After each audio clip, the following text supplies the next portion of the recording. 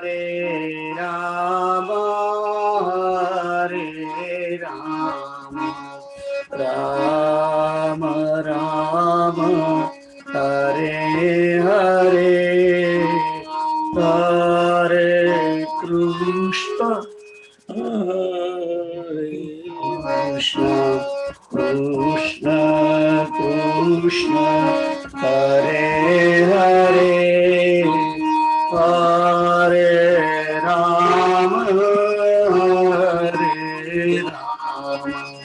Rama, Rama Rama, Hare Hare, Hare Krishna, Hare Krishna, Krishna Krishna, Hare Hare Rama, Hare Rama, Rama Rama, Hare Hare, Hare Krishna, Hare Krishna, Krishna Krishna, Hare Hare, Hare Rama, Hare Rama, Rama Rama, Hare Hare, Hare Krishna, Hare Krishna, Krishna, Hare Hare, Hare Rama, Hare Rama, Rama, Hare Hare, Hare Krishna, Hare Krishna, Krishna Krishna, Hare Hare, Hare Rama, Hare Rama, Rama Rama, Hare Hare, Hare Krishna, Hare Krishna, Krishna Krishna, Hare Hare, Hare Rama, Hare Rama, Rama Hare Hare, Hare Krishna, Hare Krishna, Krishna Hare Hare, Hare Rama, Hare Rama, Rama Rama, Hare Hare. Namostute Vyasa Vishalabudhe, Pullarvindayata Patra Netra, Yena Bharat Taila Purna, Prajapalito Gnanamaya Pradipam, Narayana Namaskrutyam, Naram Chaiva Narottamam, Devim Saraswatim Vyasa, Tato Jaya Mudirayet, Vasudeva Sutam Devam, Sanchandramardhanam, Devaki Paramanandam, Krishnam Vande Jagadgurum, Shantakaram Bhujagashayanam, Padmanabham Suresham, Vishwadaram Gaganasadrisham, Meghavarnam Shubhangam, Lakshmikantam योगिभिर्ध्यानगम्यम् वन्दे विष्णुं भवभयहरम् सर्वलोकैकनाथम्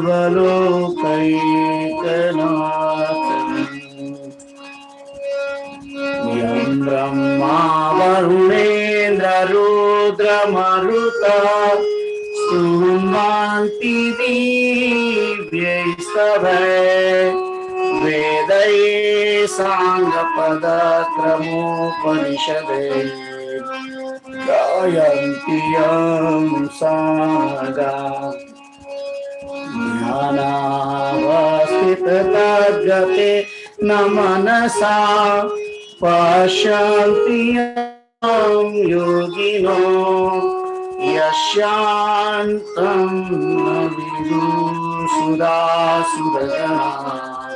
देवाय तस्मै नमः देवाय तस्मै नमः देवाय तस्मै नमः। जय सिया राम। जय Siya Ram. So happy Mother's Day, everybody. Happy Mother's Day. Yeah. તો આપણે શ્રીમદ ભગવદ ગીતા સેશન ચાલે છે, તો ભગવદ ગીતાને પણ માતાની જ દરજ્જો આપેલો છે. અદ્વૈતામૃત વર્ષિણીમ ભગવતીમ અષ્ટાદશાધ્યાયિનીમ અંબ ત્વામ અનુસંદધામિ ભગવત ગીતે ભવત વૈષ્ણવી. તો આ ગીતાને પણ માનો દરજ્જો આપેલો છે, અંબત્વામ કહ્યું છે, અંબત્વામ. તો આપણે આગળ જઈએ. ગઈ વખતે આઈ થિંક 30 સુધી તો થઈ ગયેલું. યોમામ પશ્યતિ મારો ફેવરિટ શ્લોક છે, એ તો થઈ ગયો હતો. યોમામ પશ્યતિ સર્વમ ચ મયિ પશ્યતિ તસ્યાહમ ન પ્રણશ્યામિ સચ મે ન પ્રણશ્યતિ. તો આઈ થિંક લાસ્ટ ટાઈમ એ વખતે વધારે ભાર જે આપવામાં આવેલો એ પહેલી લીટી ઉપર જ હતો કે સર્વની અંદર મારું દર્શન કરવું, સર્વની અંદર પરમાત્માનું દર્શન કરવું. અને ભગવાન શ્રી કૃષ્ણ અને બીજા એમના જે કઈ અવતારો છે એની અંદર પણ એ પોતે ભગવાન નારાયણ પોતે, ભગવાન શ્રી કૃષ્ણ પોતે આ રીતે જ વર્તવાનું મનુષ્યને આજ્ઞા કરી હતી. એ બધા શ્લોકો, એ બધી જગ્યાઓ મેં તમને બતાવી. અને મેં ગઈ વખતે તમને કહ્યું હતું કે ભક્તિ જે છે એ ભક્તિનું મૂળ જે પ્રિન્સિપલ છે, જે ભક્તિનો જે સિદ્ધાંત છે, એ ભક્તિના સિદ્ધાંતની અંદર આ જ વસ્તુ છે, સર્વત્ર પરમાત્માનું દર્શન, સર્વની અંદર ભગવાનનું દર્શન. એક જગ્યાએ ઉપનિષદમાં પણ છે અને શ્રીમદ ભાગવતની પણ અંદર એક જગ્યાએ સત્યની ડેફિનેશન જ્યારે આપી, સત્યની ડેફિનેશન આપી, એમાં સત્યનું પાલન કરવું, સત્યનું આચરણ કરવું, એ સત્યના આચરણની અંદર વોકલની વાત નથી કરી. શ્રીમદ ભાગવતે અને ઉપનિષદોએ સત્યના આચરણ માટે વોકલ વાચિક સત્યની વાત નથી કરી. સત્યની વાત કરતા એ જ કહ્યું કે સર્વત્ર પરમાત્માનું દર્શન અનુસરવું, એનું નામ જ સત્યનું આચરણ છે. સત્યનું આચરણ કેવી રીતે કરવું એનો જે બેઝ બતાવ્યો હતો એ પણ એ જ હતો કે જ્યારે વ્યક્તિ સર્વની અંદર પરમાત્માનું દર્શન કરે છે અને એ પ્રમાણે એને અનુસરે છે, એ પ્રમાણે એને સમજીને પોતાના જીવનની અંદર બધા આજુબાજુના એકઠા મળેલા જે જીવોની સાથે વ્યવહાર કરે છે, એની અંદર વ્યવહારની અંદર એ પરમાત્માનું દર્શન કરતા કરતા જ એ પરમાત્માની સાથે વ્યવહાર કરે, એવી રીતે જે દર્શન, એવી આચરણ, એને એ સત્યનું આચરણ કહેવામાં આવ્યું છે.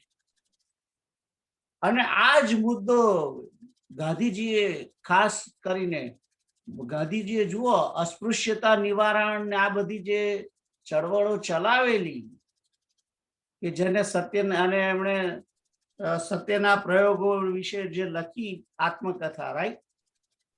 તો એ સત્યનું આચરણ એટલે એમને કઈ સાચું બોલવાનું એ બાબતમાં એમણે બહુ ભાર નથી મૂક્યો કે કઈ જગ્યાએ એવું એમણે જાહેર નહીં કર્યું કે હું આજે સાચું બોલ્યો, આ સાચું બોલ્યો, આ સાચું બોલ્યો, એવું નથી. સર્વને સમાન દ્રષ્ટિથી સમદ્રષ્ટિથી દર્શન કર્યું અને સમદ્રષ્ટિથી આચરણ કર્યું. એ જ વસ્તુ સત્યનું આચરણ હતું. શ્રીમદ ભગવદ ગીતાની અંદર સત્યની ડેફિનેશન તો આપી નથી, પણ જે ઉપનિષદોની અંદર કહ્યું છે એ વાત છે. તો આગળ જઈએ, 31મો શ્લોક શરૂ કરીએ. કારણ કે તો 30 નંબરના અને 29 નંબરના શ્લોકમાં કોઈને કોઈ ક્વેશ્ચન નથી સો ફાર, રાઈટ? ના તમને છે? ના નથી ક્વેશ્ચન.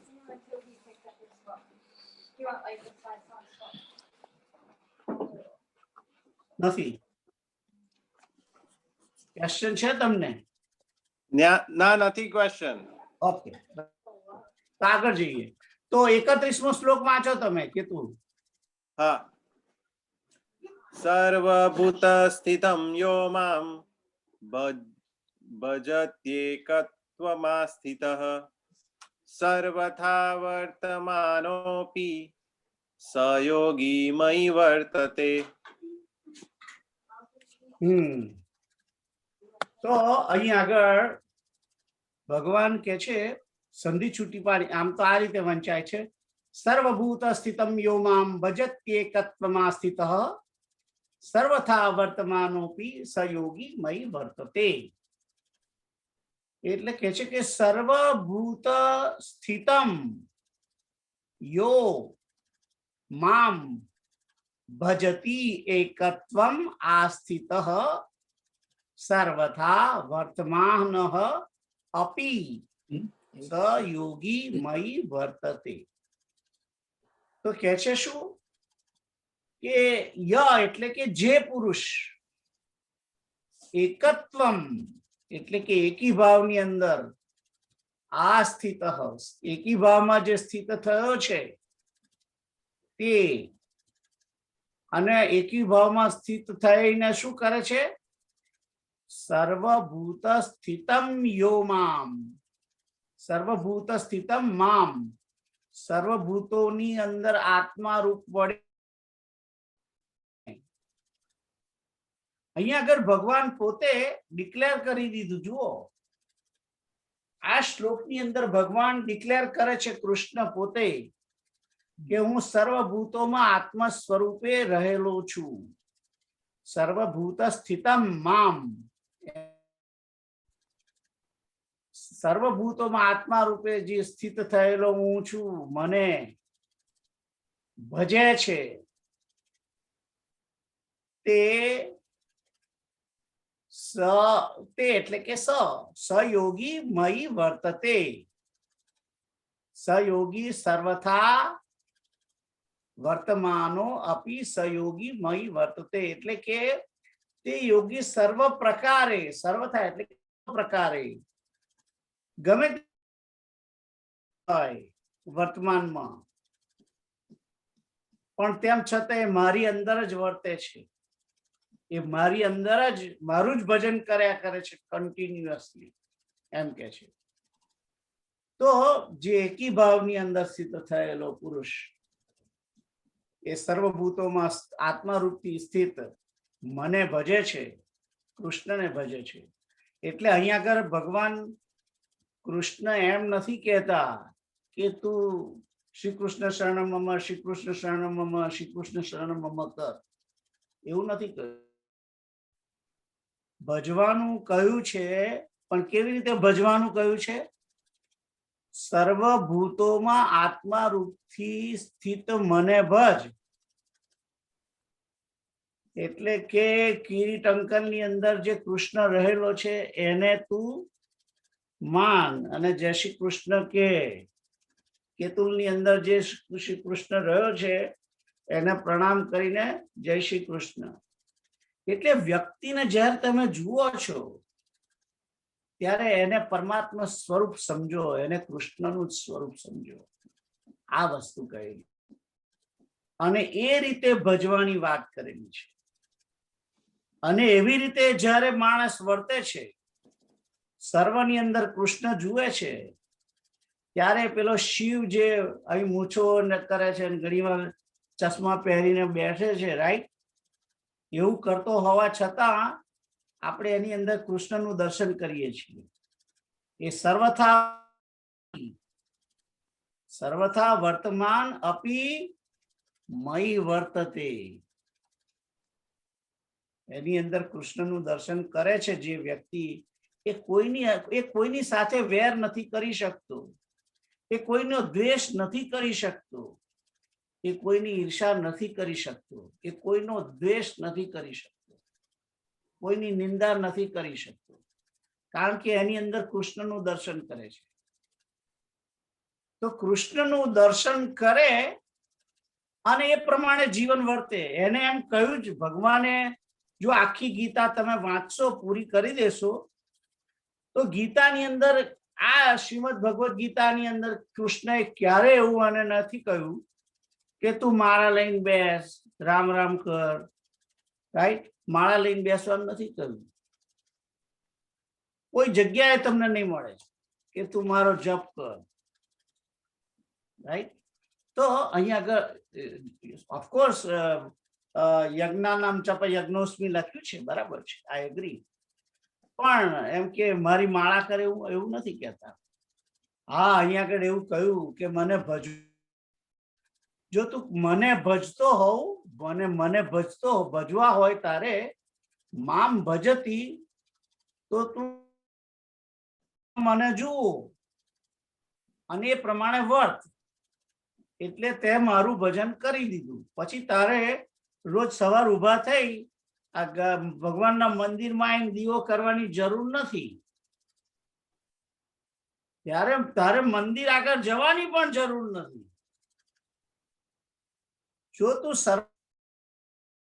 કરે છે, સર્વની અંદર કૃષ્ણનું દર્શન કરે છે, તો ત્યારે કોઈ મંદિરની અંદર જવાની જરૂર નથી અને મારી જેમ 11 કરવાની પણ જરૂર નથી, રાઈટ. એટલે આ જે બધા રૂલ્સ જે બનાયા છે, આપણે અમુક જે રૂલ્સ બનાયા છે, એ આપણે બનાયા છે. જે કરવાનું છે કરતા નથી, કરવાનું છે કરતા નથી. અને 2 કિલો મગજ લઈને રણછોડરાયના મંદિરમાં આમ ધરાવે છે, આમ ઉભા થઈને, અને બાજુવાળાને ધક્કો મારે છે. મંદિરમાં જઈએ ને, પૂનમ હોય, પૂનમ ભરવા જતા હોય, એટલે પેલો બહારથી 1 કિલો પેડા કે જે મગજ લીધું આમ ધરાવે, રાઈટ. આટલી બધી તુલસી નાખ્યું હોય, બધા 15 પાન, એટલી બધી તુલસી નાખીને આમ ધરાવે અને ધરાવતા જતા કોક આગળ પાછું આજુબાજુ વાળાને પાછા ધક્કા મારતા આગળ જાય. તો કોને મારે છે? તું કૃષ્ણને ધક્કો મારે છે, રાઈટ. તો એને દર્શન ના કહેવાય. તો એ માણસ મંદિર ના જ, એના પેલો ડ્રાઈવર જે છે ને, એનો ડ્રાઈવર એ બહાર રસ્તા પર ખૂબ દૂર ગાડી લઈને ઉભો રહ્યો છે, એ દર્શન કરવા નથી આવ્યો. પણ એ તમને દર્શન ના બાયણા આગળ ઉતાર્યા, તમને ઉતારીને આગળ બહુ દૂર એને પાર્ક કરીને પછી તમે જયારે ફોન કરો ને ત્યારે લેવા આવ્યો પાછો. હે, તારે સેવા તો તારી એને કરીને ત્યાં જઈને અંદર બધા લોકોને ધક્કા માર્યા, રાઈટ. તો આ ભક્તિ નથી, આ ભક્તિ નથી. તો ભગવાન એમ કે છે કે સર્વભૂત સ્થિતમ મામ ભજતી. સર્વભૂત, તારે કૃષ્ણને ભજવા હશે તો બધાને કૃષ્ણ માનવા પડશે, બધાને કૃષ્ણ ગણવા પડશે. તો જ તું ભજન ગણશે, નહીં તો તારું ભજન ગણશે નહીં ભગવાન. જો તું દરેકની અંદર કૃષ્ણનું દર્શન નહીં કરે એટલે એનો અર્થ એવો થયો કે દરેકે દરેક ઘર મંદિર છે, દરેકે દરેક જીવ, ઇવન બહાર નીકળો ને ઘાસ તમારા લોનમાં છે, એ લોનની અંદર ફરતી કીડીઓ છે, મંકોડા છે, બધાની અંદર કૃષ્ણ છે. એ ઝાડની અંદર પણ કૃષ્ણ છે. તો આ બધાને જોવા પડશે. બહાર નીકળીએ ત્યારે આમાં બાઘમ મારીએ છીએ, તે વખતે બાઘમ મારતી વખતે જોઈએ આની અંદર કૃષ્ણ છે. ઓ પેલી સામેવાળી લીલી ગાડી આવી એ ચલાવે છે, એ પણ કૃષ્ણ જ ચલાવી રહ્યા છે. અને આપણને ઓરંગીન ઓવરટેક કરીને આગળ ગયો એટલે આપણે એની ગુસ્સે ના થવાય. પછી એને કે કૃષ્ણ આગળ કોઈને મદદ કરવા ગયા, જલ્દી આપો એમને જગ્યા આપો. તો આ રીતે વર્તવું પડશે. આ રીતે જો માણસ વર્તશે ને, અને આવું વર્તશે તો સ્વયં શિસ્ત આવી જશે લોકોની અંદર, સ્વયં શિસ્ત આવી જશે. તો કૃષ્ણનું દર્શન કરવું અને કૃષ્ણને સર્વની અંદર બેઠેલો જોવો, કૃષ્ણને સર્વની અંદર રહેલો છે એવું માની અને એની સેવા કરવી, એ જ મુખ્ય વસ્તુ છે. એટલે ભગવાને જે પણ આપણે બધા શું કરીએ છીએ, આપણે જે અંદર આત્મામાં સામે જોવો નથી, એને તો કેતુલ તરીકે જ જોવો છે, મારવા છે પાછા, રાઈટ. અને પછી જેતલપુરના મંદિર, પેલા મંદિરમાં જઈને પગે લાગવું છે બધે, એ નહીં ચાલે. એ નહીં, ભગવાન કૃષ્ણ એને સ્વીકારતા જ નથી, એને સ્વીકારતા જ નથી. કોઈને દુઃખ, મનથી દુઃખ કરવું. એટલા માટે જુઓ, મન વચન કર્મથી અહિંસા જે છે, આ સત્યના પ્રયોગો જે ગાંધીજીએ બુક લખી, એની અંદર લખ્યું કે અહિંસા અને સત્ય એક સિક્કાની બે બાજુ છે. સત્યના પ્રયોગોની અંદર મહાત્મા ગાંધીએ લખ્યું કે અહિંસા અને સત્ય એક જ સિક્કાની બે બાજુ છે. એટલે કે અહિંસાની અંદર શું છે, મન વચન કર્મ કરીને કોઈની હિંસા ના કરવી. એટલે મન વડે કોઈને દુભાવવો નહીં, વાણીથી નહીં, અને ફિઝિકલી પણ નહીં. ફિઝિકલી નહીં, વાણીથી પણ નહીં, અને મનથી પણ નહીં. તો એ માણસ મન વચન કર્મથી અહિંસા ધર્મનું પાલન ક્યારે કરી શકે? જો એ બીજાની અંદર પરમાત્માનું દર્શન કરતો હશે તો જ એને બરાબર આચરણમાં મૂકી શકશે. જો બીજાની અંદર દર્શન નહીં કરતો હોય તો એ મન વડે હિંસા કરવાનો જ છે. એ મન વડે અહિંસા ધર્મનું પાલન નહીં કરી શકે. જો એ માણસ બીજાની અંદર પરમાત્માનું દર્શન નહીં કરતો હોય તો એ વાણી વડે હિંસા કરવાનો જ. કોઈને ખોટું લાગે એવા શબ્દો બોલશે, અપશબ્દો બોલશે, કોઈને મેણું મારશે. પણ જ્યારે વ્યક્તિ સર્વની અંદર કૃષ્ણનું દર્શન, સર્વની અંદર પોતાના ભગવાનનું દર્શન કરે છે, જે તમે ઈચ્છા, જેને તમે ગણતા હો, એ મામ કહ્યું છે. અને મામ એટલે કે પરમાત્મા, કૃષ્ણ પણ થાય છે. અને તો એ સર્વની અંદર બેઠેલો જે વાસુદેવ છે, શ્રી કૃષ્ણ, એને સમજવાના છે. એને સાક્ષાત ઈશ્વર જ્યારે માણસ જોશે, એને એ રીતે સમજશે, ત્યારે જ એને પેલો કે છે કે તસ્યાહમ ન પ્રણશ્યામી, જે 30મા શ્લોકમાં આવ્યું હતું ને, 30મા શ્લોકમાં આવ્યું હતું, તસ્યાહમ ન પ્રણશ્ય, એના માટે હું અદ્રશ્ય નથી. ભગવાન કોઈના માટે અદ્રશ્ય નથી. એને કેતુલની અંદર કૃષ્ણ દેખાય છે, એને કિરીટંકરમાં કૃષ્ણ દેખાય છે, જગદીશ અંકલની અંદર કૃષ્ણ દેખાય છે. તો એના માટે અદ્રશ્ય થતો જ નથી ઈશ્વર, પરમાત્મા થતો જ, કારણ કે એ જુએ છે, એ સામેવાળાની અંદર જોતો નથી, એ પરમાત્માનું દર્શન કરે છે. તો એવી રીતે જે વર્તતો હોય એ પછી ગમે તે રીતે વર્તતો હોય, એને પછી વહેલા ઉઠીને જલ્દી નહીને માળા કરવાની જરૂર નથી. એ નયા વગર પણ ખાઈ શકે, નયા વગર એમ કે જોબ કરવા જાય આખો દિવસ, સાંજે આવીને નાય તોય વાંધો નથી. આપણે ત્યાં હું અમારા શિવમને ઘણી વાર કહું કે કોઈ વાર જો નયા વગર નીચે આવે તો કઈ ગંધાય છે એટલે તરત કે ડેડી હજુ મેં નવું જાઉં છું, ઉપર નાવા જાઉં છું, રાઈટ. એટલે હું એવું ઈચ્છું કે એ નહીં લે, અને એટલે કારણ કે ધર્મ એ થઈ ગયો છે, શુચિ ધર્મ થઈ ગયો છે.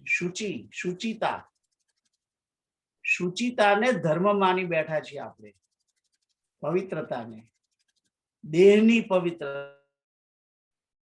પવિત્રતાને નથી સમજ્યા હજુ. અને એટલે વ્યક્તિ આ બધી નવી પરિભાષાઓ આપણે શીખવી પડશે કે કેવળ નહાવાથી માણસ પવિત્ર નથી થતો. કારણ કે તું નયો નથી, બરાબર, તું નયો ખરો, તારા શરીરની અંદર અનેક પ્રકારની ગંદકી છે, અને શરીરની છોડ તારી મનની અંદર અનેક પ્રકારની ગંદકી વસેલી છે. તો આ મનની ગંદકી કાઢવી પડશે, કારણ કે ની અંદર ઈશ્વરને બેસાડવાનો છે, અને ઈશ્વર બેઠેલો છે, એને જોવો હશે તો આપણી મનની ગંદકી કાઢીશું તો જ સામેવાળાની અંદર પરમાત્માનું દર્શન કરી શકીશું. તો અહીંયા આગળ કહ્યું છે સર્વભૂત સ્થિતમ યો મામ, સર્વભૂતની અંદર સ્થિત થયેલો મને એવો જાણીને જે પુરુષ અને એકી ભાવમાં સ્થિત, એનું શું અર્થ? એકી ભાવની અંદર સ્થિત શબ્દ વાપર્યો અહીંયા આગળ. એકી ભાવની અંદર એકત્વમ આસ્થિત, એ એક કોણ? એક ઓમકાર સતનામ પોતે એક, એટલે એકત્વ એટલે જ પરમાત્મા, એટલે કે જે મને એકત્વ સ્થિત થયેલો જુએ છે, એટલે કે કૃષ્ણ એકલો જ છે, એની અંદર કેતુલ નથી, સામેવાળાને કેતુલ નથી જોવાનો, કૃષ્ણ જ છે, એ એકત્વ ભાવ. અને જે કૃષ્ણ કેતુલની અંદર છે એ જ એકત્વ ભાવ ઘનશ્યામભાઈ ની અંદર છે, એ જ એકત્વ ભાવ એ જગદીશ અંકલ ની અંદર છે, એ જ એકત્વ ભાવ કિરીટ અંકલ ની અંદર, એ જ પ્રીતલ ની અંદર, એ જ જાનકી ની અંદર. તો આ રીતે માણસ જયારે વર્તશે એને પછી સ્પેશિયલ ટાઈમ બગાડવા નથી પરમાત્મા માટે, કારણ જે દેહ ને તે દેવને, એટલે એને ભક્તિનું મૂળ શું છે? ભક્તિ એટલે કે તમે ભજવાના, એટલે જે રીતે હું દેહને આપું છું એ જ વસ્તુ દેવને આપવાની છે. તો એ જ વસ્તુ એટલે એકત્વ સ્થિતિમાં શું થાય કે હું કેતુલને જે ગમતું હોય એ જ કરું, હું કિરીટ અંકલને ગમતું હોય એ જ કરું, હું જગદીશ અંકલને ગમે તે જ કરું, અને મને પછી એ મારે કોઈ દિવસ એમની જોડે વૈમનસ્ય ની અંદર પરમાત્માનું દર્શન કરતો હોઉં, એ જ સાચું ભજન છે. કૃષ્ણએ અહીંયા આગળ એકત્વમ આસ્થિત એ રીતે જ ભજવાની આજ્ઞા કરી છે. કે હું સર્વની અંદર તું સર્વ જીવોની અંદર એક જ માણસને જો, કૃષ્ણને જ જો, યોગેશ્વર શ્રી કૃષ્ણને જો કે રામને જો, રાઈટ. તો આ શ્લોકનો અર્થ આ છે કે સર્વની અંદર રહેલા પરમાત્માનું દર્શન કરવાનું, અને એ એક જ સર્વની અંદર વસેલો છે.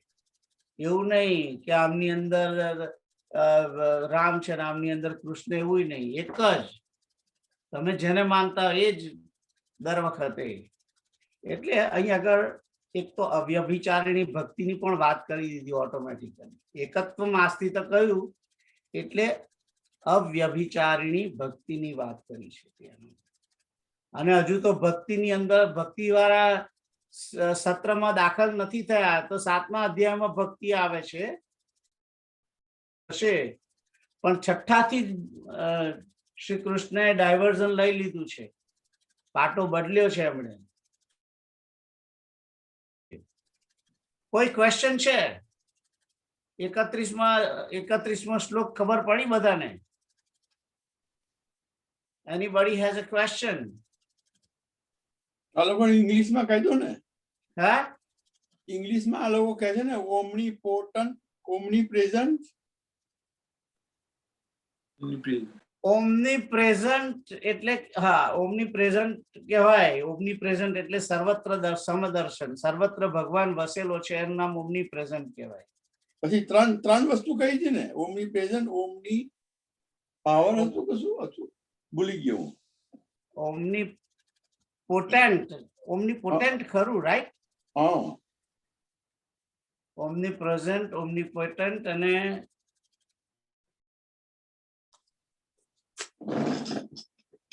આઈ ડોન્ટ રિમેમ્બર, મને નહીં આવડે. બરાબર નહીં ફાવે. તમે મને અંગ્રેજી નામ ખેંચશો. આ લોકોને થોડું સોલિડ થઈ જાય ને એટલે કહું છું. અરે અંકલ, મને સોલિડ નહીં થયું. હું બીજાને સુધારવા નથી પ્રયત્ન કરતો, હું મારી જાતે જ સુધારવા પ્રયત્ન કરું છું. કહેતા હતા બીજા સુધારાની વૃત્તિ તજી સ્વયં સુધરું બધું સુધરે. જેની જોડથી અમે ગીતા શીખ્યા છે એ દાદાએ કહ્યું હતું, સુધારાની વૃત્તિ તજી સ્વયં સુધરું બધું સુધરે. આ એક સૂત્ર છે આખું અલગ. તો તમે કહો છો કે અંગ્રેજીમાં કહો તો આ બધાને ખબર પડે. અરે મારે 65 થવા આયા તોય હજુ મને મારો ગતો ગમ નથી. હું છોકરાની વાત કરું છું, પણ હું એ જ કઉ છું. અમે ગુજરાતી વાળા જ છીએ. એટલે બધા ગુજરાતી વાળા જ છે, દેબ્રાપુરી વાળા જ છે બધા. હે, દેબ્રાપુરી વાળા જ છે. આ બધા આણંદની કન્યા શાળામાં કુમાર શાળામાં ભણેલા છે. હજુ પ્લેનમાં જઈએ તો ઢેબરા લઈને જ જઈએ છીએ.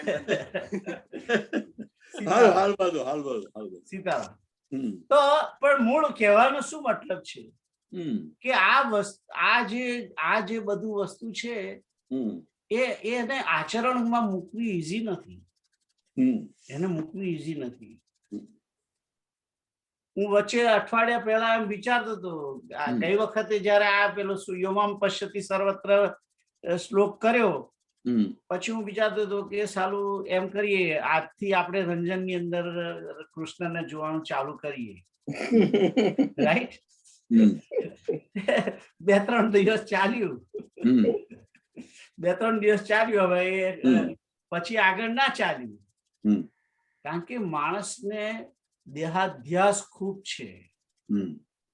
માણસ પોતે એટલો સ્વાર્થી છે કે એ સ્વાર્થની અંદર એ ગમે તેટલા કોઈ ઉપકાર કર્યા હોય એ ભૂલી જાય છે.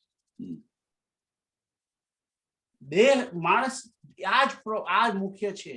અને આ બધું એટલા માટે થાય છે હું એમ સમજી બેસું છું કે આ દેહ એ જ હું છું, એટલે આ દેહને ટકાવવા, આ દેહની એટલે હું ખોટું બોલવાનો, જુઠ્ઠું બોલવાનો, નહીં માનવાનો, આ બધું કરવાનો. એટલે માણસે પ્રયત્ન કરવા પડશે. અને તે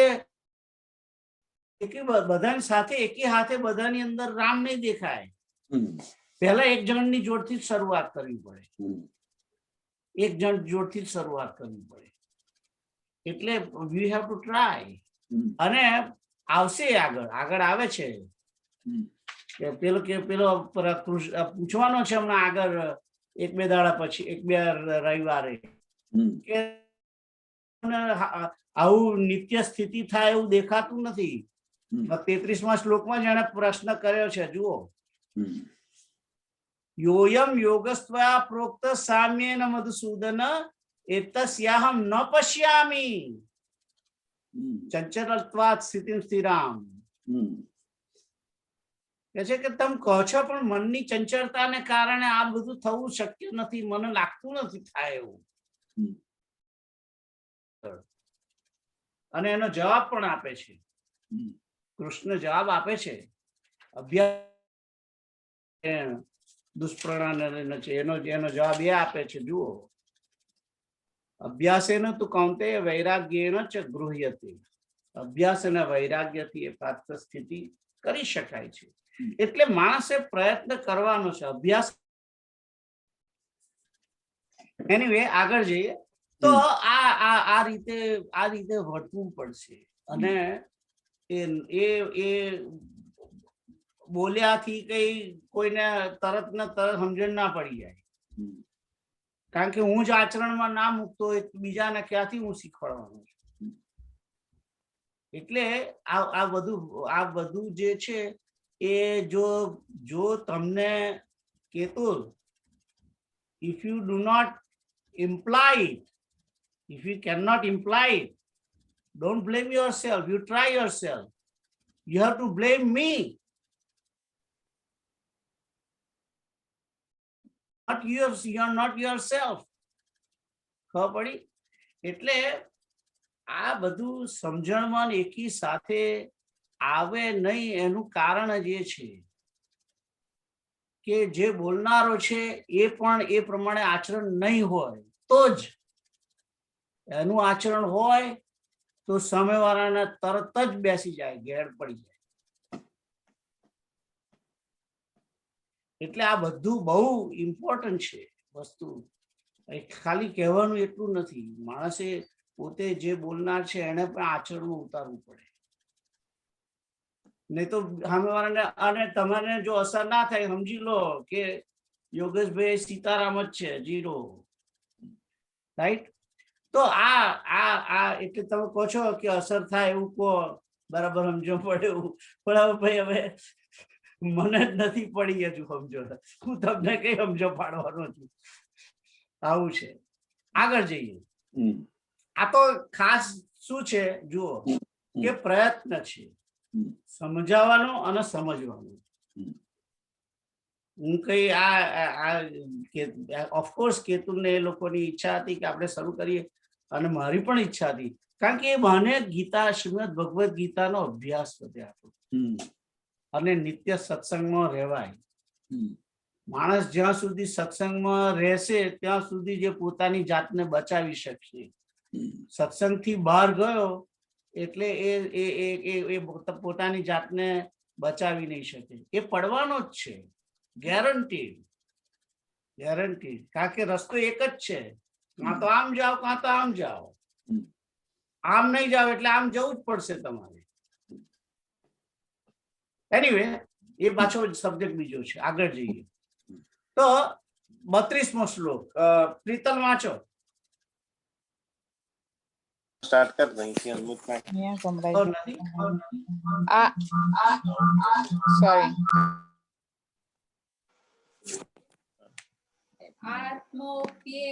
આત્મોપમેન સર્વત્ર સમમ પશ્યતિ યોર્જુન સુખમ વા યદિ વા દુઃખમ સયોગી યોર્જુન.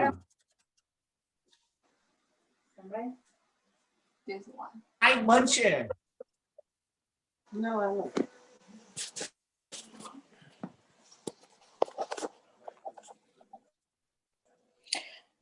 સંભળાય છે હવે? ના નહીં સંભળાતું કેમ?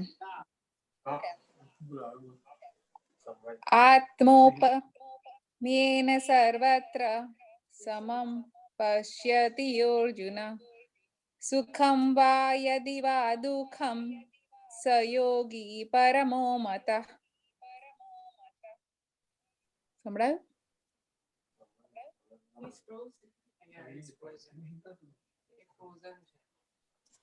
અમને પણ સંભળાયું, રાઈટ? અમને સંભળાયું. અનમ્યુટ કરો, અનમ્યુટ. મ્યુટ છે, અનમ્યુટ કરો.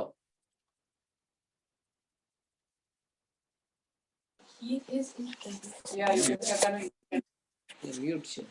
આઈ થિંક યોગેશ કાકા તમારા બાજુથી પ્રોબ્લેમ છે કારણ કે અમને બધાને સંભળાયું. એમ હમ. આઈ નો તો પછી શ્રવણ દિક્પાળ શ્રવણના દેવતા ગયા હશે. એનીવે સંભળાય છે ને? આત્મૌપમ્યેન સર્વત્ર સમમ પશ્યતિ યોર્જુન સુખમ વા દુઃખમ સ યોગી પરમો મતઃ. બરાબર સંભળાય છે? Yeah. યસ. ઓકે.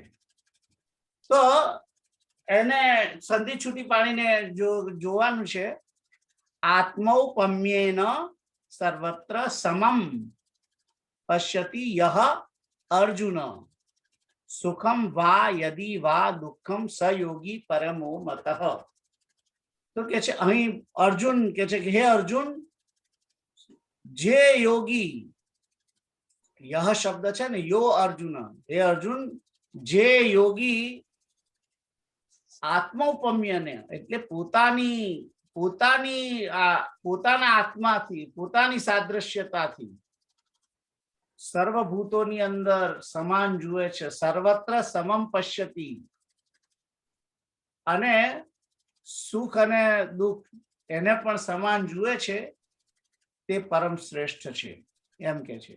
સયોગી પરમઃ મતઃ એટલે કે તે યોગીને પરમ માન્યો છે, એને હું મારો મત છે કે એ પરમ છે એટલે શ્રેષ્ઠ છે એમ કે છે. એટલે હવે અહીંયા ભગવાન એમ કે છે કે પોતાની આત્મૌપમ્યનો અર્થ શું છે કે જેવી રીતે હું મારા હાથને કોઈ દિવસ મારું નહીં, આપણે આપણી હાથને મારીએ, કોઈ દિવસ ના મારીએ, આંખને મારીએ ના મારીએ, આપણે કઈક હરેકડું લઈને મારી આંખ, પોતાની આંખમાં કશુંક નાખું ના નાખું, કાનમાં નાખું ના. એટલે કે હું મારી જાતે પોતાને ક્યારેય ઈજા કરી શકતો નથી. કેમ? કારણ કે હું હાથની અંદર પણ મારો આત્મા જોઉં છું, મારા ગાલને પણ આત્મા જાણું છું, મારા નાકને પણ આત્મા જાણું છું, આંખને પણ આત્મા જાણું છું, પેટને પણ. એટલે હું કઈ મારી જાતે ગુંબો ના મારું, મને આખા મારા શરીરના તમામ અંગોને હું આત્માની જેમ જાણું છું. એટલે એ રીતે જોવાનું છે. સામેવાળાની અંદર કૃષ્ણ જોવાનો છે એ આત્મૌપમ્યેન સર્વત્ર સમદર્શન સ્થિતિ. એટલે કે જેવી રીતે હું મારા પોતાના અંગોને હાનિ નથી પહોંચાડતો, એવી રીતે જે કૃષ્ણ મારી અંદર બેઠો છે એ જ કૃષ્ણ કેતુલની અંદર છે. એટલે મારાથી કેતુલને હાનિ પહોંચાડે એવું કોઈ કાર્ય થાય નહીં, મન વચન કર્મથી. ખ્યાલ આવ્યો? એ રીતે જોવાનું છે. આત્મૌપમ્યેન સમમ સર્વત્ર પશ્યતિનો અર્થ જે છે એ રીતે ગણવાનો છે કે જેવી રીતે હું મારા હાથને મારો ગણું છું, મારી આંખ ગણું છું, મારા કાનને મારા ગણું, હું પોતાને જ ગણું છું ને. એટલે હું એને આને મારી જાતે જ એને હાનિ નથી કરતો, એવી રીતે મારાથી કિરીટ અંકલ ને, જગદીશ અંકલ ને, કેતુલ ને, પ્રીતલ ને, આ બધાને મન વચન કર્મથી હાનિ ના પહોંચાડાય, કારણ કે એની અંદર જે રહેલો છે એ જ મારામાં રહેલો છે. એટલે એમને મારું તો એ મને મારવા બરાબર જ છે. ખ્યાલ આવે છે? કેતુલ, ખબર પડી તમને? હા, ખબર પડી. પમ્યેને જે સર્વત્ર છે. હવે આવા બધા જે સરસ શ્લોકો સમજાયા છે, એની સામે અમે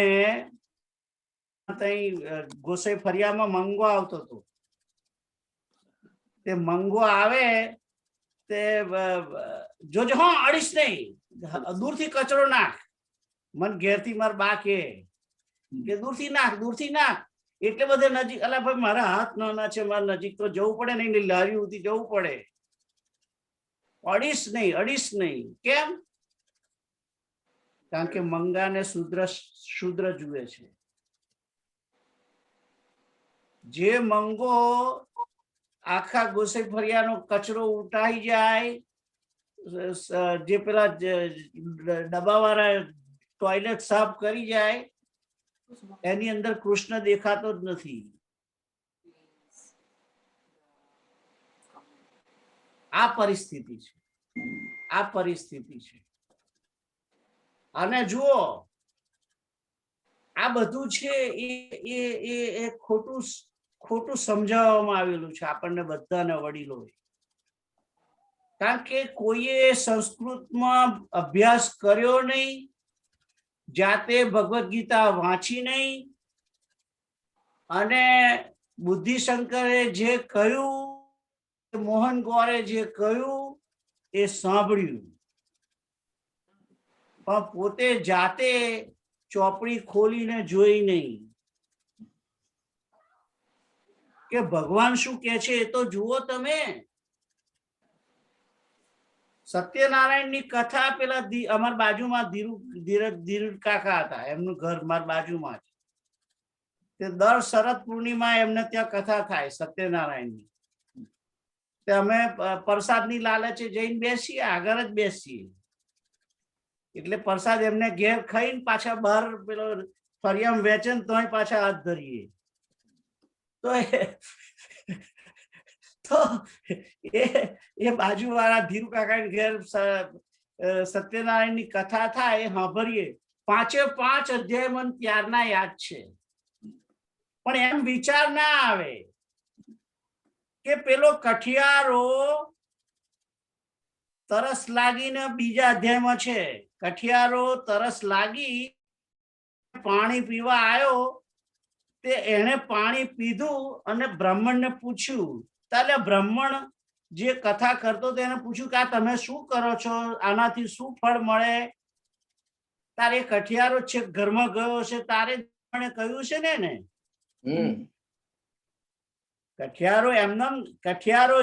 કઠિયારો પૂછે છે બ્રાહ્મણને કે આ તમે શું કરો છો, શેની પૂજા કરો છો? આવું આવે છે કથાની અંદર. શું ફળ મળે છે, શું ફળ મળે છે? અને ચોખ્ખું લખ્યું છે કે પેલો કઠિયારો છેક અંદર એના ઘરમાં ગયો અને એને પૂજા કરતો જોઈને પ્રશ્ન કર્યો છે કઠિયારાએ. તો શુદ્ર છેક ત્યાં સુધી ઘરમાં જાય છે, એવું વ્યાસ લખે છે. વ્યાસ નારાયણ લખે છે. અને એને બધા આજુબાજુ વાળા 4-5 જણા વાળકી અને આપે છે, મહારાજને સાંભળે છે કથા અને પાછા ઘેર જાય છે. પણ ખબર નથી પડતી કે પેલો કઠિયારો છે ઘરમાં ગયો એ બામણે સમજાવતો નથી કે કઠિયારો છે અંદર બામણના ઘરમાં ગયો, અને એ જ બામણ એને ઘેર કઠિયારો બહાર ઉભો હોય તેને આવવા દે, અંદર ના આવવા દે. અસમાનતા જે છે એ થઈ ગઈ. એટલે હિપોક્રેસી આવી ગઈ. હિપોક્રેસી, ધર્મની અંદર હિપોક્રેસી છે. આ બધી હિપોક્રેસી કહેવાય. એને કરવાનું શું? જે ભગવદ ગીતાની અંદર અનેક જગ્યાએ વાર્તાઓની અંદર બધે લખ્યું છે કે સત્યનું દર્શન કરો, દરેકની અંદર પરમાત્માનું દર્શન કરો, પણ એ કરવા આપણે કરવું જ નથી. આપણને સત્યનારાયણની પૂજા કરી પ્રસાદ ખાવાય અને કેવું છે કે અમે અમારા ઘરે આજ કથા હતી, લો પ્રસાદ, પણ આચરણ નહીં. આચરણ નહીં. એટલે આને હિપોક્રેસી કહેવાય કે આપણે મૂર્તિ પૂજા તો કરીએ છીએ, પણ મૂર્તિને પણ એને જે પહેરાવીએ, એને જે મુગટ પહેરાવીએ તે બધું બરાબર છે. એની અંદર કૃષ્ણ છે એવું દર્શન જ નથી.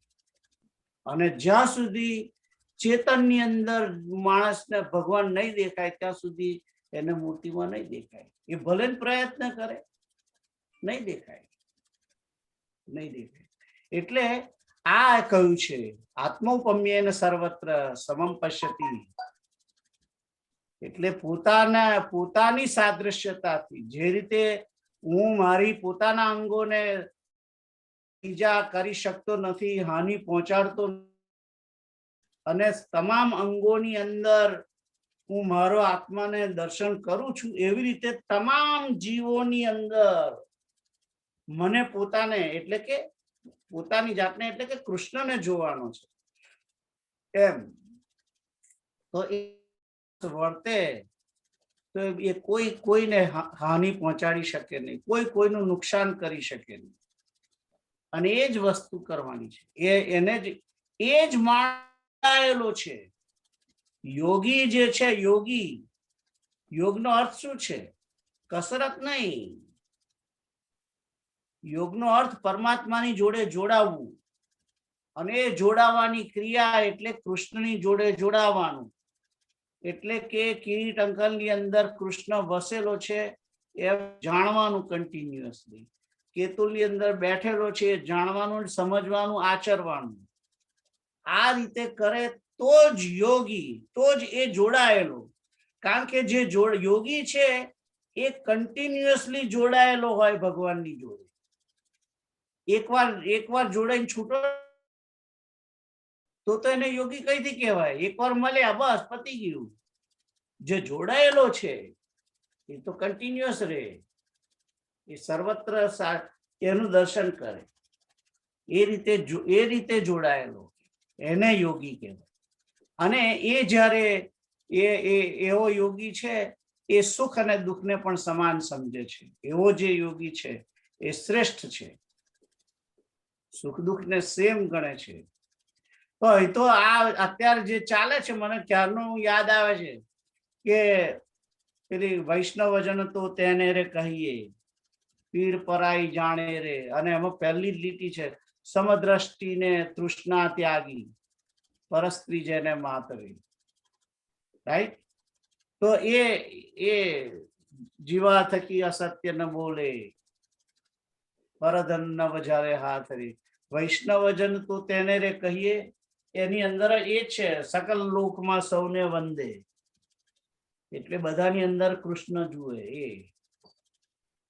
આ નરસિંહ મહેતાએ જે ભજન લખ્યું છે એ આ જ બેઝ ઉપર જ લખેલું છે. સકલ લોકમાં સૌને વંદે, નિંદા ન કરે કેની રે.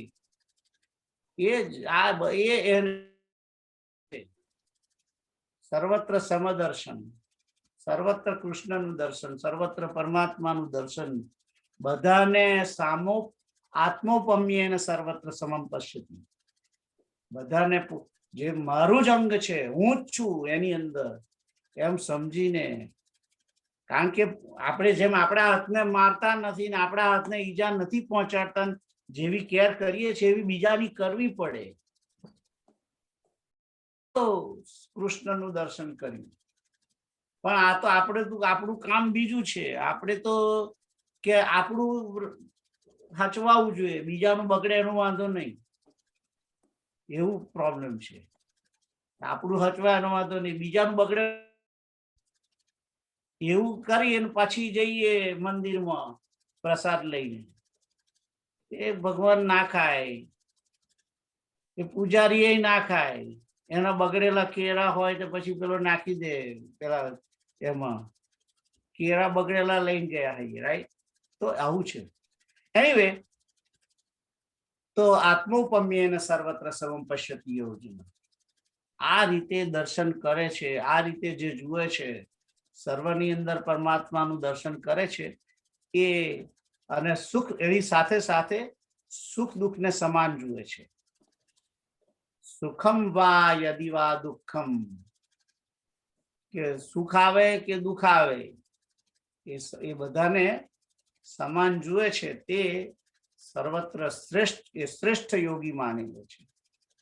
યોગી પરમો મતઃ, એ પરમ યોગી છે, એ શ્રેષ્ઠ યોગી છે. પરમ એટલે શ્રેષ્ઠ. તો આ થયો 32મો અધ્યાય. અને પછી આગળ આવું બધું કહ્યું, આટલું બધું કહ્યું, કઈ પ્રશ્ન થાય છે? નહીં. અર્જુન ને થયો છે, જુઓ, અર્જુન ને થયો છે. તો કોણ કોણ વાંચશે? કીટ અંકલ તમે વાંચો. 33 33 વાંચો. યોયમ એક મિનિટ, અર્જુન વાંચ, બોલવાનું રહી ગયું. અર્જુન વાચ યોયમ યોગસ્તવયા પ્રોક્તઃ સામ્યેન મધુસૂદન એતસ્યાહમ ન પશ્યામિ ચંચલત્વા સ્થિતિમ સ્થિરામ. અર્જુન વાચ યોયમ યોગસ્ત્વયા પ્રોક્તઃ સામ્યેન મધુસૂદન એતસ્યાહમ ન પશ્યામિ ચંચલત્વાત સ્થિતિમ સ્થિરામ. તો અહીંયા આગળ સંધિ છૂટી પાડીને યો અયમ, યહ અયમ યોગઃ ત્વયા પ્રોક્તઃ, એટલે કે તમે, યહ એટલે જે તમે, આ અયમ એટલે આ, તમે જે આ યોગ કયો, ત્વયા પ્રોક્ત તમે, ત્વયા એટલે તમે, અને પ્રોક્ત એટલે કયો, જે તમે યોગ આ કયો હમણાં, સામ્યેન મધુસૂદન, મધુસૂદન તો એમનું નામ છે. સામ્યેન એટલે કે સમત્વ ભાવ વડે કયો, જે તમે સમત્વ ભાવ ની બધી વાતો કર્યા. એતસ્યા ન પશ્યામિ,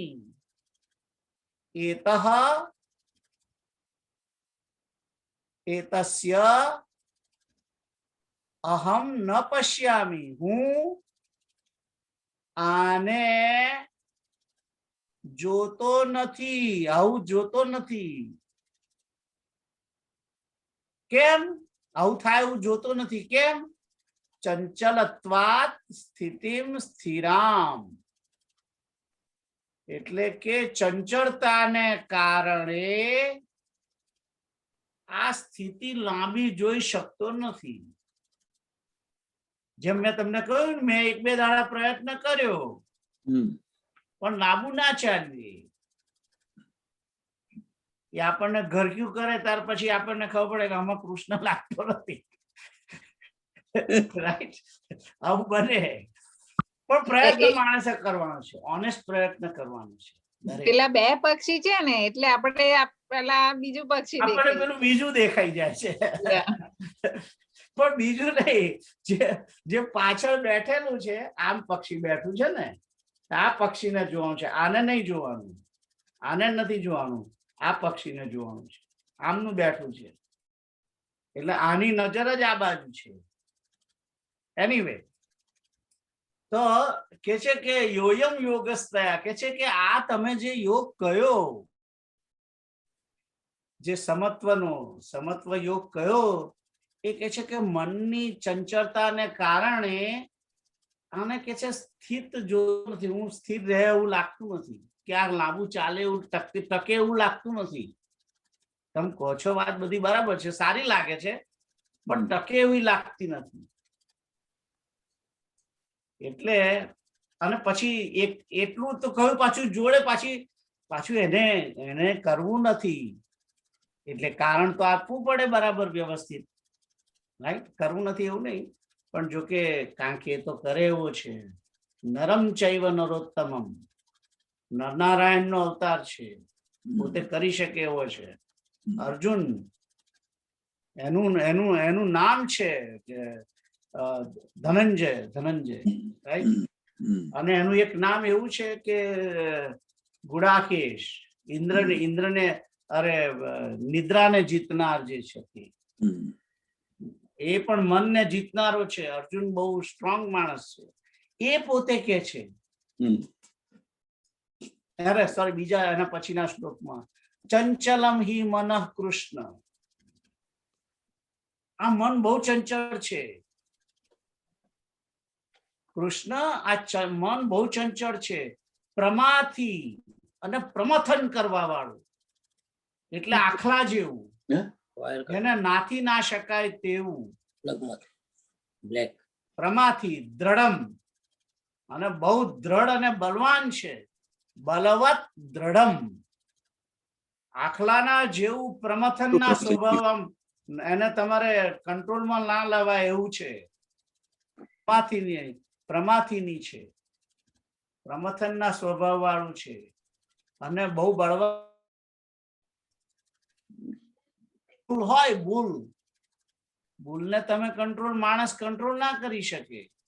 એ તો જે એને ભૂલને કંટ્રોલ કરવા કૃષ્ણ જ કરી શકે. તો કે છે કે આ મન કે છે કે એટલે મન કેવું છે? બુલ જેવું છે, બુલ જેવું સ્ટ્રોંગ, અને એને તમે કંટ્રોલ જલ્દી ના કરી શકો. એને વશ કરવું વાયોરીવ સુદુષ્કરમ, એવું કહ્યું છે. જુઓ, આપણે હું આગળ વહેલો જતો રહ્યો, મારે 33મો શ્લોક કરવાનો છે પહેલો. તો યો અયમ, તો કે છે કે જે આ યોગને, યો એટલે કે જે, અયમ એટલે આ, યોગ આ જે યોગ છે, ત્વયા એટલે તમે, પ્રોક્ત એટલે કયો, તમે જે કયો, સમત્વ યોગ, સામ્યેન એટલે સમત્વ, સામ્યેન એટલે સમત્વ. એ મધુસૂદન, તમે જે આ યોગ કયો, એ તસ્યાહમ, એને હું જોતો નથી, એને સ્થિર જોતો નથી. સ્થિરામ શબ્દ આગળ આવે, કારણ કે છે કે સ્થિર મનની ચંચળતાને કારણે એને લાંબા સમય સુધી સ્થિત થાય એવું હું જોતો નથી. આઈ થિંક એ ક્વેશ્ચન તો તમને બરાબર ખબર પડે એવી જ છે, રાઈટ? સિમ્પલ છે ને? તો આગળ આ 34મો શ્લોક જુઓ. તો 34મા શ્લોકમાં શું કહ્યું? ચંચલમ હિ મનઃ કૃષ્ણ પ્રમાથી બલવદ દ્રઢમ તસ્યાહમ નિગ્રહમ મન્યે વાયોરીવ સુદુષ્કરમ. સંધિ છૂટી પાડીને ચંચલમ હિ એટલે જ, સ્ટ્રોંગ, કારણ કે મન જ ચંચળ છે. હે કૃષ્ણ, આ મન જ ચંચળ છે, બહુ ચંચળ છે. અને કે છે કેવું છે? પ્રમાથી બલવદ દ્રઢમ, બલવાન, દ્રઢ, અને પ્રમથનના સ્વભાવ વાળું છે. એક જગ્યાએ ટકી ના રહે. મનને તમારે પકડી રાખવું એટલે બહુ અઘરું છે. તો બલવદ દ્રઢમ, અને એને કહે છે કે તસ્યાહમ, તેને હું નિગ્રહ કરવો એટલે કે સારી રીતે મન્યે એટલે કે માનું છું. વાયો ઇવ, વાયોહો ઇવ એટલે કે જેમ કે વાયુના જેમ. દુષ્કરમ, વાયુને રોકવા જેટલું દુષ્કર છે. એટલે પવનને રોકી શકો? ના રોકી શકાય. પવનને રોકવું અઘરો નથી, અઘરો છે. પવનને તમે રોકી ના શકો. તમે કશુંક લઈને ઉભા રહો તે બહાર સાઈડમાં થઈને નીકળી જાય. કારણ કે પવનને રોકવા માટે કેટલો મોટો તમારે જોડે એની જોડે એને રોકવા માટે જગ્યા પેલી એ જોઈએ. એ તો ગમે તે રીતે ઉપર થઈને જતો રહે, સાઈડમાં થઈને જતો રહે. કારણ કે આપણે એટલા બધા વાઇડ થઈએ એવા નથી કે પવનને રોકી શકે. પવન એની દિશા બદલીને જતો રહે.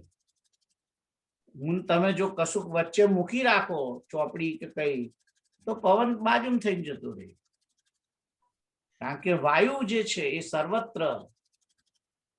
સર્વત્ર ગો મહાન. એટલે વાયુ જે છે એ બધી બાજુ જાય એવો છે.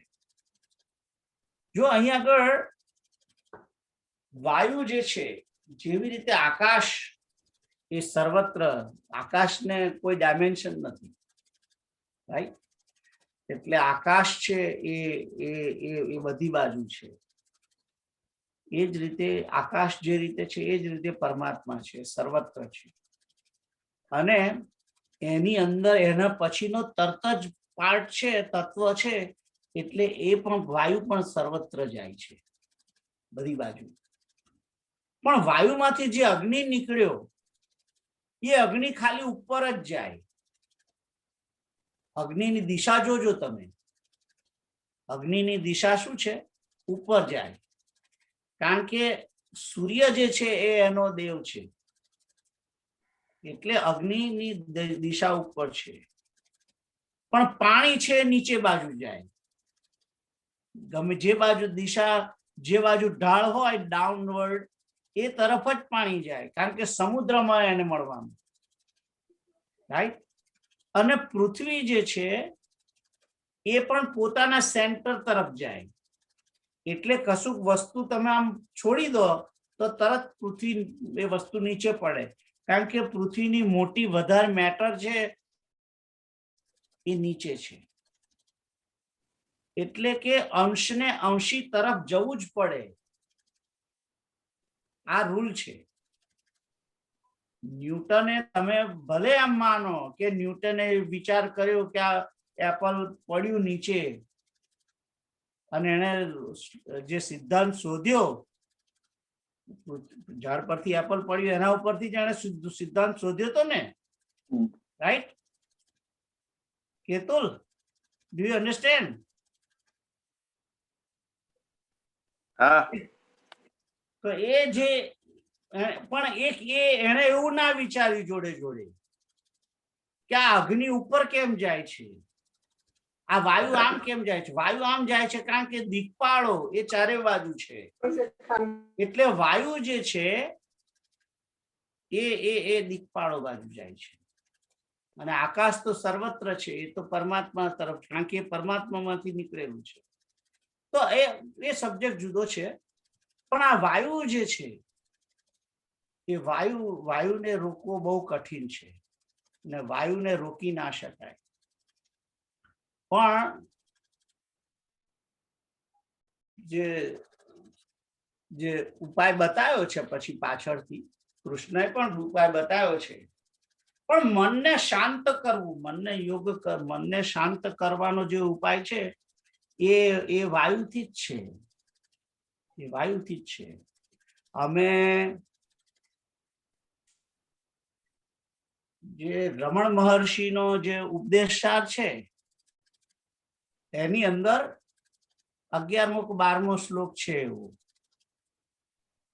રમણ મહર્ષિનો જે ઉપદેશસારનો કોઈ એક શ્લોક છે, 12મો કે એવો કંઈક છે, 11-12 પછી છે. 10 પહેલા 10માં નથી, એ મને ખબર છે.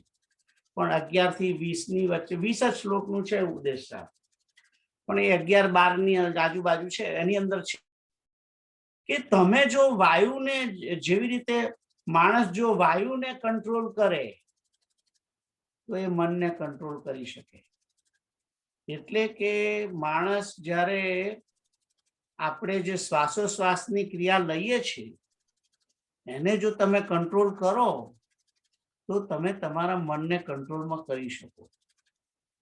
આજે પ્રાણાયામની ક્રિયાઓને, જે અનુલોમ વિલોમ ને આ જે બધી જે ક્રિયાઓ છે એ એ કેમ આપણે આ પૂજા વખતે એની અંદર આવી?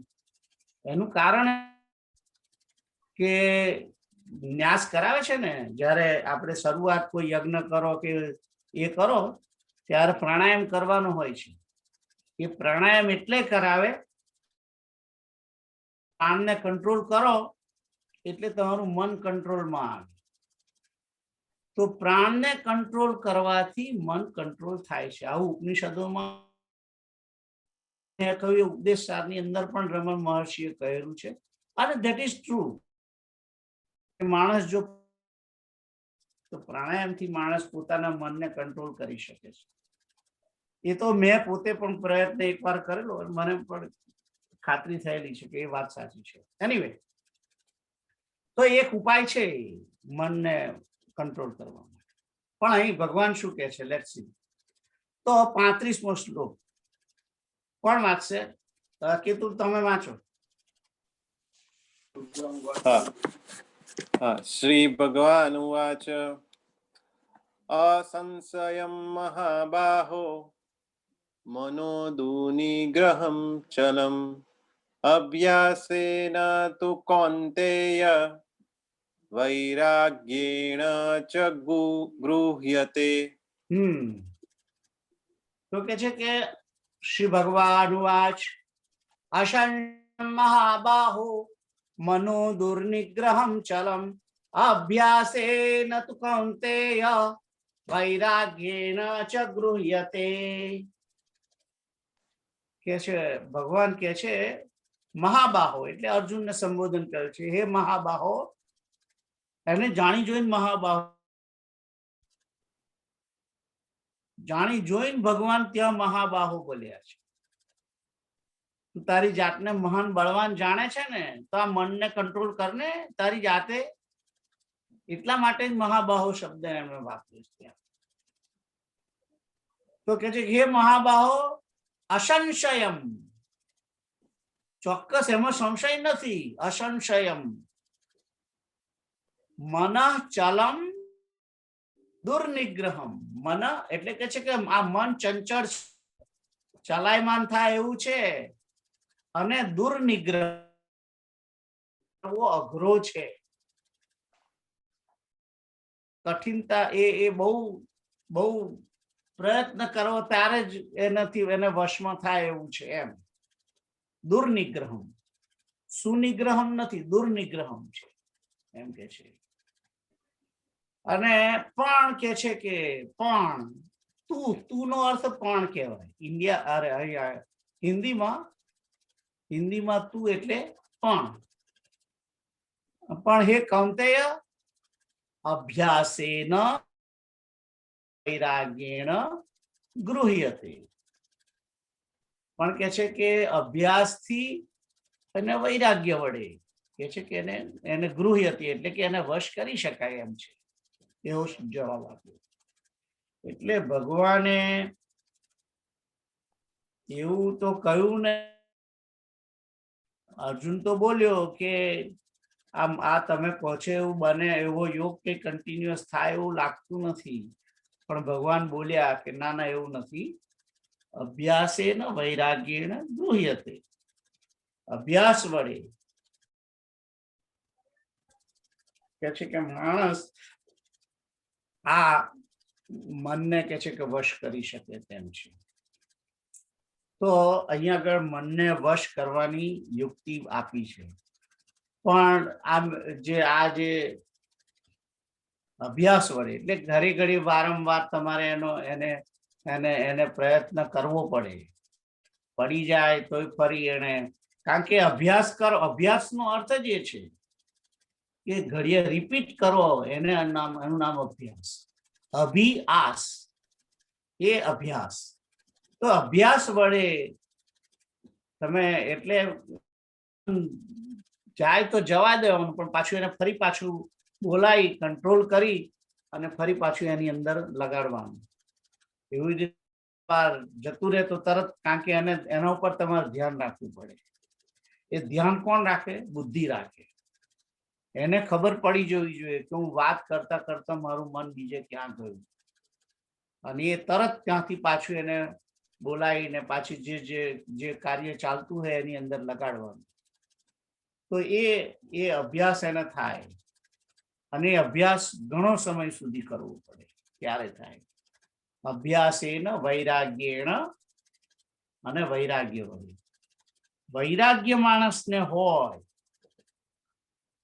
એટલે મૂળ આ જે મન તો ફરતું હોય છે, પણ મનને જવા દેવામાં પાછો વધારે તો એને શું કહેવાય, એને હેલ્પ કરનાર કોણ છે? ચંચળતાની સ્થિતિમાં જે કરનાર છે ઇન્દ્રિયો જ છે. પણ જો માણસ વૈરાગ્યની અંદર માનતો હોય કે એને વિષયો પ્રત્યે વૈરાગ્ય હોય તો એ ઇન્દ્રિયો એ બાજુ જશે નહીં, અને એને એનાથી એને લલચાશે નહીં એનું મન. અને મન જ્યારે લલચાય નહીં તે વખતે જે તે કાર્યની અંદર સંલગ્ન થયું હોય એની અંદર એ લાગી રહે. તો અભ્યાસ અને વૈરાગ્ય આ બે વડે આ મન વશ થાય એવું છે, એમ કે છે. તો સબ્જેક્ટ બહુ અઘરો છે, એટલે આ શ્લોક હમણાં અહીંયા આગળ રહેવા દઈએ. I think right. અભ્યાસ માટે જ બહુ અઘરું છે સમજવું. હે અભ્યાસ સમજવાનો અઘરો છે. શું કહ્યું? અભ્યાસ માટે સમજવાનું અઘરું છે. અભ્યાસ અભ્યાસ એટલે આ શ્લોક કારણ કે કંટ્રોલ કરવાનો છે, એટલે નેક્સ્ટ ટાઈમ જોઈશું. આપણે બહુ ઉતાર કરવી નથી. Practice make it perfect. હે Practice for perfection. That's right. અભ્યાસનો અભ્યાસ કરવો પડશે. અભ્યાસનો અભ્યાસ કરવો પડશે. ઓલરાઈટ, તો આપણે પૂર્ણાહુતિના શ્લોક પર જઈએ. કેતુલ મૂકશે. કોઈને so far no question, right? ના, આવતા વખતે ક્વેશ્ચન છે અભ્યાસનો. Okay, next time.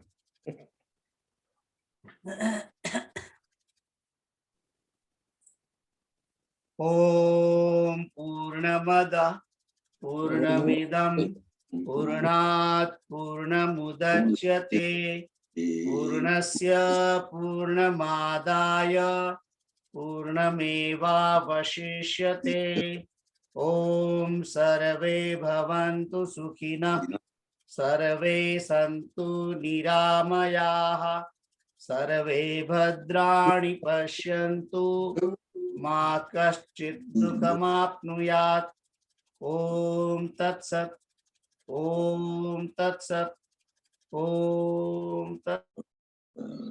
સીતારામ. જય શ્રી રામ. જય શ્રી રામ. જય શ્રી રામ. જય સિયારામ. જય જય શ્રી રામ. સિયારામ. કેટલું જૂનું છે આવું આ પેટ?